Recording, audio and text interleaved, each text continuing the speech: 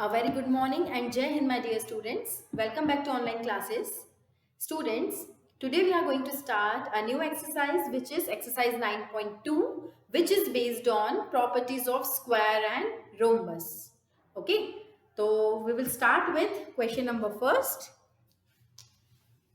Question number first is, the adjacent sides of a parallelogram are not equal.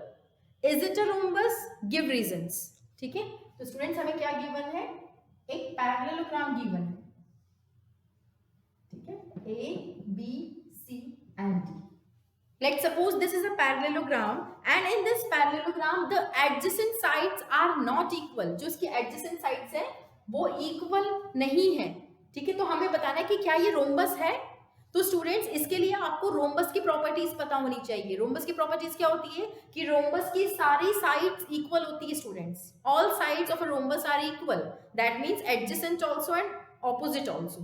तो यहाँ पर हमें specifically लिखा हुआ है कि एडजेसेंट साइड इक्वल नहीं है, तो ये रोम्बस नहीं हो सकता.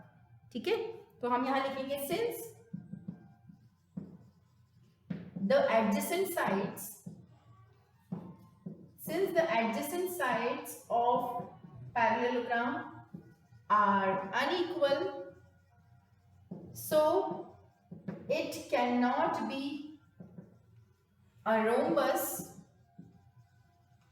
ये रोम्बस नहीं हो सकता. And we have to give reason also, because in rhombus all sides are equal. Rhombus की सारी साइड्स इक्वल होती है, इसलिए ये फिगर रोम्बस नहीं हो सकता.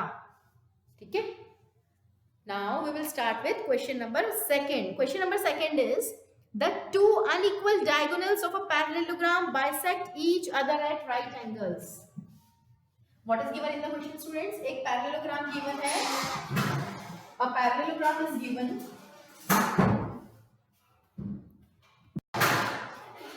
So students, a parallelogram is given whose diagonals are unequal. ठीक है,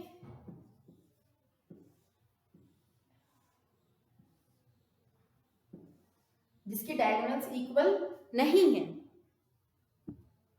and they bisect each other at 90 degree.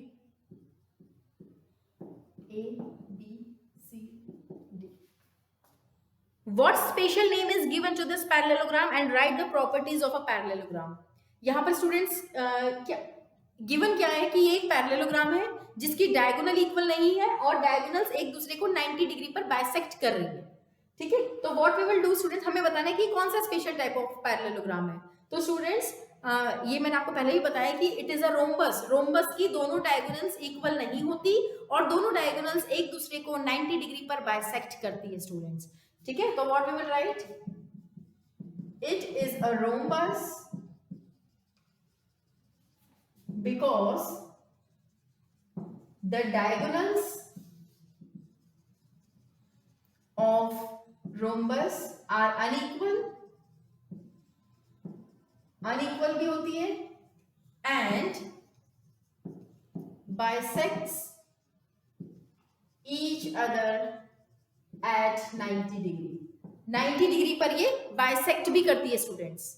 ठीक है, तो ये इसका रीजन है. और क्वेश्चन में सेकंड पार्ट एक और चीज पूछी है कि right the properties of a parallelogram. हमें पैरेललोग्राम की प्रॉपर्टीज लिखनी है, तो हम नीचे लिखेंगे प्रॉपर्टीज ऑफ अ पैरेललोग्राम. अब यहाँ पर students properties of a parallelogram पूछिए तो हम पैरेललोग्राम की ही लिखेंगे. अगर ये लिखा होता कि right the properties of that special parallelogram which was given in the question, तो आप रोम्बस की प्रॉपर्टी लिखते हैं. यहाँ पर हम पैरेललोग्राम की प्रॉपर्टीज लिखेंगे, तो लिखेंगे first opposite sides are equal and parallel. Opposite sides are equal and parallel. Opposite angles are equal. Third property, diagonals bisect each other. And fourth property, a diagonal divides a parallelogram in congruent triangles. A diagonal divides a parallelogram in two congruent triangles. In two congruent triangles. A diagonal divides a parallelogram in two congruent triangles. These four important properties you will write under properties of parallelogram. ठीक है, यहाँ पर इसे heading डाल के आप लिखेंगे. ठीक है. Now let's move on to question number 3.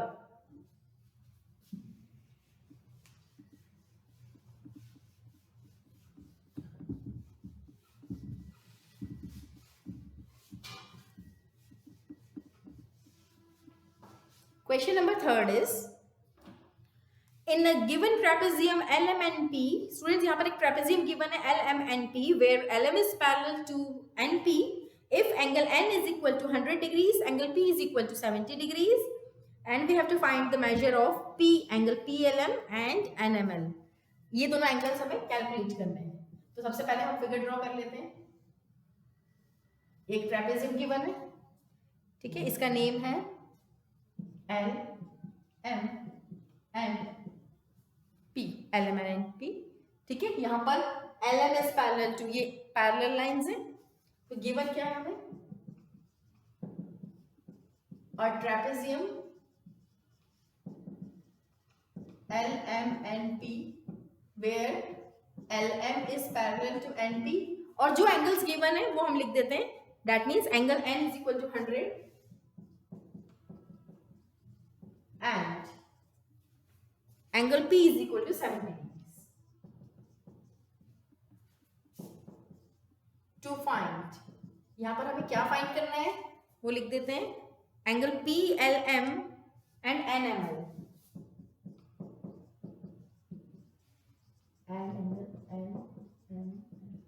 ये दो एंगल्स हमें फाइंड आउट करने हैं स्टूडेंट्स. ठीक है. सॉल्यूशन, सबसे पहले तो मार्किंग कर लेते हैं जो जो गिवन है. Angle N is 100, angle P is 70 degrees. अब स्टूडेंट्स हमें ये नीचे के दो एंगल्स फाइंड आउट करने हैं, which means angle L and angle M. वो कैसे हम फाइंड करेंगे स्टूडेंट्स? देखो, ट्रेपेजियम की क्या प्रॉपर्टी होती है कि कोई भी एक पेयर पैरेलल होता है. ठीक है. तो और यहाँ पर ये गिवन है कि LM is parallel to PN. ठीक है, ये दोनों पैरेलल है. तो अगर हम इसे ट्रांसवर्सल माने तो आप लोगों को एक प्रॉपर्टी बताइए कि if two parallel lines are intersected by a transversal, then the angles on the same sides of transversal are the sum of their angles is 180 degree. ठीक है, मतलब को इंटीरियर एंगल्स, जब भी दो लाइंस पैरेलल होती है, हम पैरेललोग्राम में भी ऐसा करते हैं कि एडजेसेंट एंगल का सम 180 डिग्री लिखते हैं. तो same thing we will write here. यहाँ पे लिखेंगे हम S LM is parallel to PN and PL is a transversal. ये एक ट्रांसवर्सल है, तो we can write angle P plus angle L is equal to 180 degree. Reason क्या लिखेंगे? Co interior angles. Co interior angle से P plus L का sum 180 degree होना चाहिए and angle P is equal to 70 degree. 180, तो angle L की value क्या आ जाएगी? 180 माइनस 70, दैट मीन्स 110. ठीक है स्टूडेंट्स, 110 आ गया. अब हम क्या करेंगे? Again we will take another pair, ये वाला.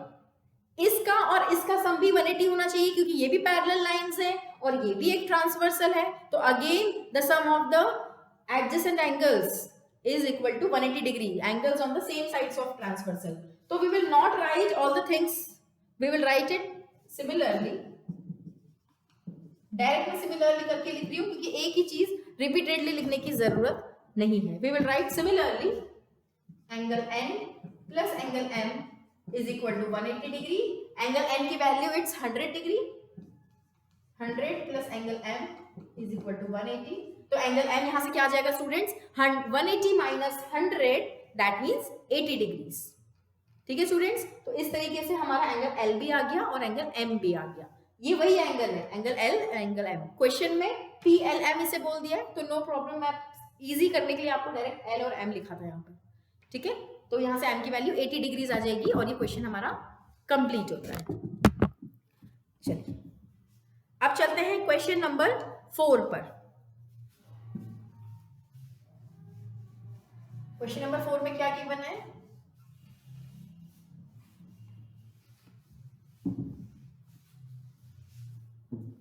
चलिए, in question number 4, what is given? ABCD is a square, its diagonals AC and BD intersect each other at O. ABCD एक स्क्वायर है, A B C D. It is a square whose diagonals AC and BD intersect at O. Find the measures of CAD and DBC.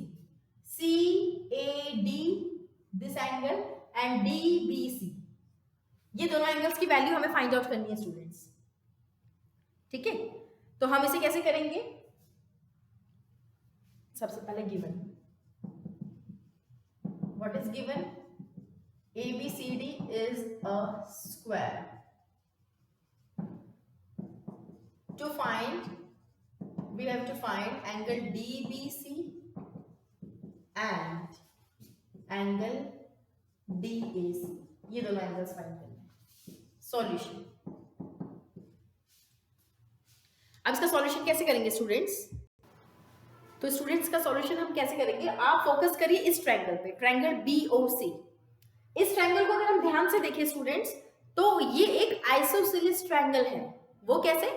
देखिए, square की property को आप थोड़ा सा recall करिए। Square की प्रॉपर्टीज क्या होती है कि सारी साइड्स इक्वल होती है और जो स्क्वायर के डायगोनल्स होते हैं वो इक्वल भी होते हैं और एक दूसरे को 90 डिग्री पर बाइसेक्ट भी करते हैं। ठीक है, तो अगर स्टूडेंट्स ये जितने भी सेंटीमीटर का, ये AC और BD जो दो डायगोनल्स हैं, ये दोनों डायगोनल्स जितने भी सेंटीमीटर की वो दोनों बराबर हैं और दोनों एक दूसरे को बाइसेक्ट भी कर रही है, तो हम ये बोल सकते हैं ना कि ये चीज इसके इक्वल है और ये चीज इसके इक्वल है।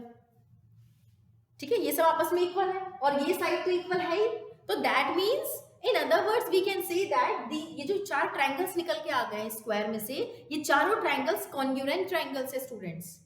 ठीक है, और अगर ये कॉन्ग्रुएंट है तो ये सब जो वैल्यू यहाँ पर अभी हमारी आने वाली है वही वैल्यू इसकी भी होगी। ठीक है, क्योंकि ये स्क्वायर के पार्ट्स हैं, स्क्वायर की डायगोनल भी बराबर, बाइसेक्ट भी हो रही है, साइड्स भी बराबर, तो ये सब कॉन्ग्रुएंट ट्रायंगल्स हैं स्टूडेंट्स। ठीक है, एक बात तो हमें समझ में आ गई, ये कॉन्ग्रुएंट ट्रायंगल्स है। अब इसकी वैल्यू कैसे निकलेगी? इसकी वैल्यू ऐसे निकलेगी कि देखो ये साइड इस साइड के इक्वल है। ठीक है, आइसोसेलेस ट्रायंगल है, मैंने अभी बताया आपको, आइसोसेलेस ट्रायंगल में कोई भी दो साइड इक्वल होती है। तो स्टूडेंट्स एक प्रॉपर्टी होती है जो आप नेक्स्ट आगे वाली क्लास में पढ़ोगे, पर अभी के लिए फिलहाल आप इतना समझ लीजिए कि कोई भी ट्रायंगल में अगर दो साइड इक्वल होती है ना, तो उसके दो एंगल्स भी इक्वल होते हैं। ठीक है, in an isosceles triangle two sides are equal but two angles are also equal. उसके जो ऑपोजिट एंगल्स होते हैं वो भी इक्वल होते हैं स्टूडेंट्स। तो व्हाट वी विल राइट, अगर इसकी वैल्यू x है तो इसकी भी x है।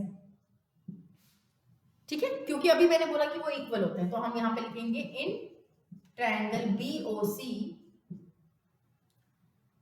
बाय एंगल सम प्रॉपर्टी, तो हम यहां पे लिख सकते हैं angle OBC plus angle OCB plus angle BOC is equal to 180। Angle sum property यही होती है कि ट्रायंगल के तीनों एंगल का सम 180 डिग्री होगा, तो तीनों एंगल्स मैंने यहां पर लिख दिए। ठीक है, अब OBC की वैल्यू क्या है स्टूडेंट्स? यहां पर मैं इसे मान लेती हूं, let angle OBC is x। OCB क्या होगा? OCB भी वही होगा और BOC क्या होगा? 90। 90 क्यों? क्योंकि स्क्वायर की डायगोनल्स 90 डिग्री पर बाइसेक्ट होती है स्टूडेंट्स। ठीक है, equal to 180, x plus x is 2x plus 90 is equal to 180, तो 2x equal to 90, x equal to 45। ये हमारा 45 डिग्रीज आ गया, ये 45 तो ये भी 45, और क्योंकि ये चारों कॉन्ग्रुएंट ट्रायंगल्स है तो वो ऊपर वाला जो एंगल है वो भी 45 डिग्रीज होगा।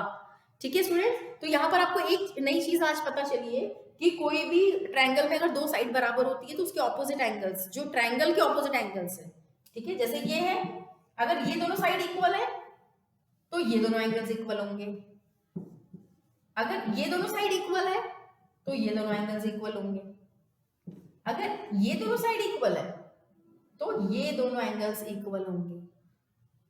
ठीक है, ऐसी प्रॉपर्टी होती है, अभी आप आगे चल के भी पढ़ोगे, 8th क्लास में ही पढ़ लोगे अभी आगे मेंसुरेशन में। ठीक है, तो अभी के लिए फिलहाल बस आप इतना समझ लीजिए कि इस ट्रायंगल में ये दोनों एंगल्स इक्वल होंगे क्योंकि ये आइसोसेलेस ट्रायंगल है। तो उसकी हेल्प से हमने एएसपी लगाई और एएसपी लगा के हमारी एक्स की वैल्यू निकल गई स्टूडेंट्स 45। ठीक है, और आगे हम लिखेंगे now triangle OBC is congruent to triangle OAD, therefore जो हम एंगल वाई फाइंड करते थे angle DBC is equal to DAC is equal to 45 degree. ये हमारी 45 डिग्रीज आ गई स्टूडेंट्स। ठीक है, क्योंकि ये कॉन्ग्रुएंट ट्रायंगल्स हैं हम लिख सकते हैं SSS कॉन्ग्रुएंसी से। ठीक है, SSS कॉन्ग्रुएंसी क्या होती है, दोनों ट्रायंगल्स की तीनों साइड दूसरी साइड के इक्वल हो तो वो कॉन्ग्रुएंट हो जाते हैं ट्रायंगल। तो ये कॉन्ग्रुएंट ट्रायंगल्स हैं चारों, 1 2 3 एंड 4। ठीक है, तो ये सारे एंगल्स 45 डिग्रीज आ गए। ओके स्टूडेंट्स, तो students that's all for today. कल मैं 5th क्वेश्चन से आपको कंप्लीट करवा आगे करेंगे हम लोग। ठीक है, तो आज के लिए आप ये 4 क्वेश्चंस को कॉपी में लिख लीजिएगा। नेक्स्ट क्लास में हम आगे का पढ़ेंगे। Thank you students.